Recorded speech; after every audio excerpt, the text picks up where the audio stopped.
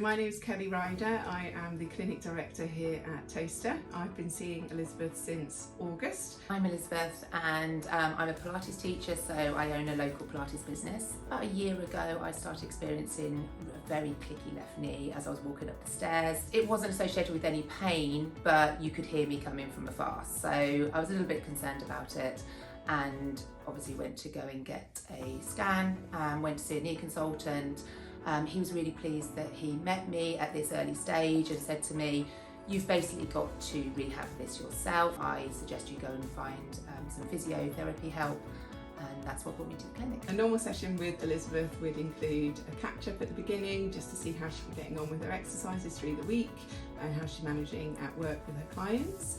We would then go into an assessment, looking at her range of movement and looking at functional movements where she experiences her clicking, which is her main symptom. A lot of Elizabeth's symptoms come from tightness around her hips, so we would do a trigger point release through her hip flexors and then come and work around the lateral hip into her gluteal muscles, and we'd come down and work into her quadriceps as well to release any tightness that might be putting some force down through the patella. I had a whole host of exercises that I perhaps could have chosen for myself, but I was getting a little bit overwhelmed with where did I want to start, maybe overcomplicating it a little bit. So I really wanted Kelly's advice and knowledge to know where I should start. So to give me a very precise treatment plan, which exercises should I start with, how loaded should I start with, or should I not load, etc. Initially the exercises that she gave me in my mind seemed really simple, but then when I started doing them I found them actually really quite tricky, and it surprised me, and it then highlighted other areas where they were causing probably more issues with my knees. So Kelly was able to identify that I was really tight in my hip flexors. I thought it was on one side, she actually found it was both, but actually the side I thought was the worst wasn't. So she's done a lot of treatment to try and release those.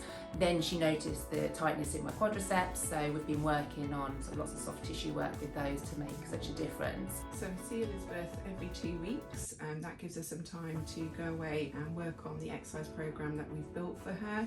She's a very busy lady, so fitting them in around her lifestyle is really important.